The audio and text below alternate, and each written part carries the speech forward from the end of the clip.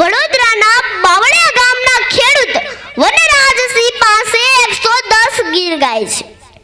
તે ખેડૂત ગાયના ગોબર અને ગૌમૂત્રમાંથી ખાતર બનાવીને પ્રાકૃતિક ખેતી કરે છે. કહેવાય ને, આપણો દેશ આઝાદ થયો છે, પણ આપણી માનસિકતા હજુ પણ ગુલામ જ રહી છે. આપણા ભારત દેશમાં 37 પ્રકારથી પણ વધારે ગાયોની શુદ્ધ જાતિ છે, પણ છતાં આપણે વિદેશમાંથી જસી ગાયો લાવ્યા છીએ અને આપણી દેશી ગાયોને કતલખાને. યાદ રાખજો, જ્યાં ગાય કપાતી હશે ત્યાં ગાય જ રહી, પણ 33 કરોડ દેવી દેવતા કપાય છે. સાથે કૃષ્ણનું હૈયું અને હિન્દુ ધર્મની આસ્થા કપાય છે. મિત્રો, જ્યાં કૃષ્ણને રીઝવવો હશે ત્યાં ગાયને બચાવવી પડશે. બાકી જ્યાં ભલે ને ગોપીઓ રાસ રમતી હોય કે વાંસળીના સૂર રેલાતા હોય, પણ ત્યાં કૃષ્ણ ક્યારેય નહીં આવે. એ વાત કેવી રીતે ભૂલાય કે ગાયની સેવા કરવા તો દેવી દેવતાએ આ પૃથ્વી પર જન્મ લીધો હતો.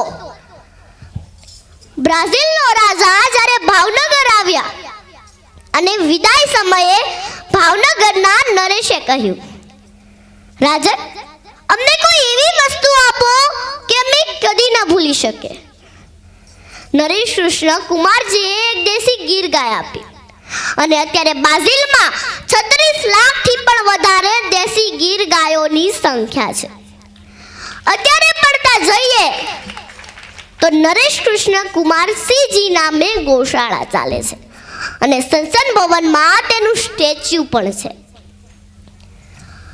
શ્રી કૃષ્ણના ફોટામાં જે ગાય જોવા મળે છે તે આપણી ખૂંદવાળી દેશી ગીર ગાય છે અને તેના ખૂંદમાં સૂર્યના ગો નામનું કિરણ છે. એટલે જ ગાયના દૂધમાં પીળાશ હોય છે અને તે વિટામિનોથી ભરપૂર હોય છે. આ વાત વિજ્ઞાને સાબિત કરી છે, પણ છતાં આપણે વિદેશની જસી ગાયોનું દૂધ અને પેકિંગમાં આવતું પાવડર વાળું દૂધ જ મીઠું લાગે છે.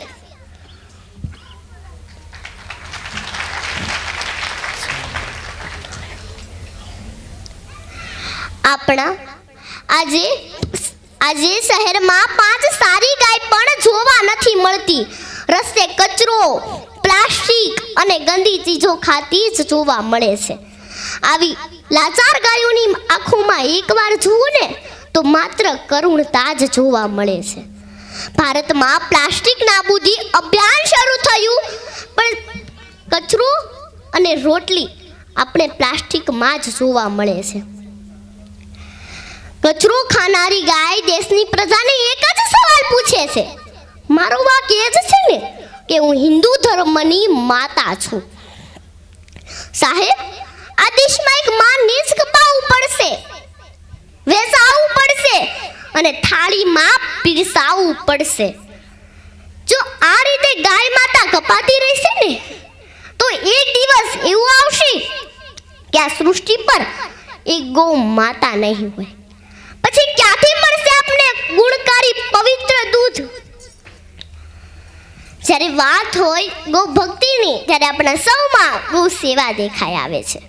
માત્ર એક જ દિવસ, મકર સંક્રાંતિ પર, આ દિવસે આપણે ગાયને ઘૂઘરી ખવડાવીને ગૌ માતાનું ઋણ અદા કરીએ છીએ. પણ એ વાતથી ક્યાં આપણે અજાણ છીએ કે રોજ કચરો ખાનારી ગાયને આ એક દિવસની ઘૂઘરી પચતી નથી અને તેને આફરો ચડે છે. ગૌ સેવાએ એક જ દિવસ નહીં પણ 365 દિવસ લંબાવીએ અને ગાયને સારો, સાચો ઓર્ગેનિક ચારો મળે તેવી ગૌ સેવા કરીએ. આજથી આપણી આવનારી પેઢીને જો ગાયના દૂધ વગરની જોવા ન માંગતા હોય ને તો ગૌ વંશને બચાવીએ.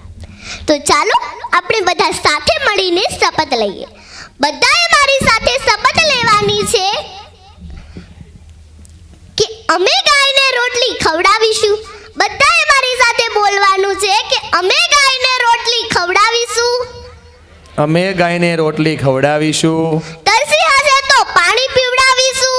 તરસી હશે તો પાણી પીવડાવીશું. કદી લાકડી નહીં મારીએ. કદી લાકડી નહીં મારીએ. કતલખાને